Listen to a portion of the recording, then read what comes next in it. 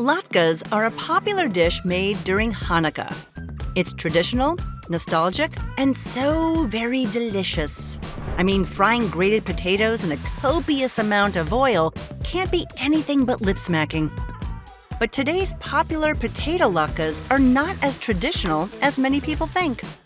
And the story of why we eat potato latkes is rife with colonization, persecution, and even famine.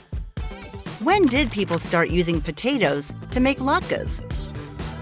And what do you think the original latkes were? Schmaltz? Chestnuts? Ricotta cheese? Barley and rye? Put your guess in the comments below and stick around to discover the original latke.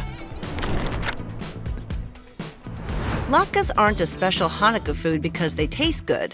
This simple dish has a lot of symbolism, as these oily pancakes honor the miracle of the oil.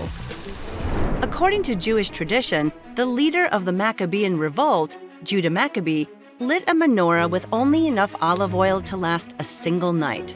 But miraculously, the menorah stayed lit for 8 nights. This event supposedly happened over 2,000 years ago. Although oil is hugely important in Hebrew history, it hasn't always been part of latkes. Many Jewish people didn't even have access to oil for a long time. Why? The areas of Eastern Europe where Ashkenazi Jews came from didn't have an abundance of olive trees. Instead, they used Schmaltz. And if you don't know what Schmaltz is, you're not alone. It's rendered chicken or goose fat, and it was tasty and convenient. Around the same time of year that Jewish families were celebrating Hanukkah, Eastern Europeans were rendering geese. Goose fat was a-flowing. But instead of frying potatoes in schmaltz, Jewish families were frying turnips, buckwheat, and rye. Potatoes weren't a popular crop among Jewish farmers until the 19th century. So how did latkes change from a barley pancake fried in schmaltz to a potato pancake fried in oil? We'll get to that. Stop rushing me. But first, let's go back to the original latke. According to Jewish tradition, thousands of years ago, a brave woman named Judith seduced an invading army's general to save Israel. She fed him cheese and wine and waited until he fell asleep, then… Oh wait, I might have gone back too far.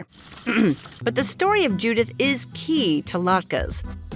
Because she seduced this general with cheese, it's traditional to eat dairy foods during Hanukkah to honor Judith.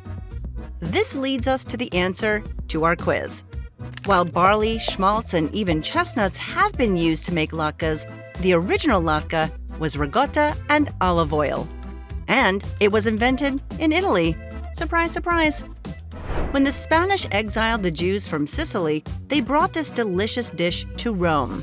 From there, cheese latkes gradually spread north to modern-day Germany and France. But here's the catch.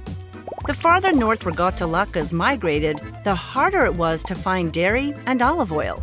So, Ashkenazi Jews had to find alternatives. And now we're back to enjoying barley and rye pancakes fried in schmaltz. Okay, now, how do potatoes fit in? Potatoes! Potatoes first grew in South America. But after Spanish explorers got their hands on some, the Andean tuber quickly spread across Europe. And it saved many lives.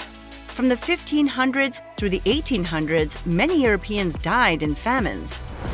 Hardy, cheap, and nutritious potatoes were one of the few crops that staved off starvation.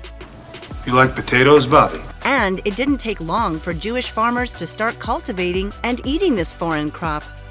But how do you turn a dull vegetable that you eat every day into something celebratory? Fry it in goose fat. In the US, schmaltz eventually got replaced by Crisco, and then olive oil. But really, you can make latkes however you like. Use olive oil or schmaltz with potatoes, turnips, or zucchini. And if you have a favorite latke recipe, please share it in the comments section for us to steal, to use. We'd love to see it and make it and eat it. I might try that original recipe. Fried ricotta? Yes, please. If you're like me and need more cheese in your life, go and check out another episode. Maybe some, I don't know, deadly cheese? Or how about the most expensive cheese? Find out all about them on more episodes of Origins of Food.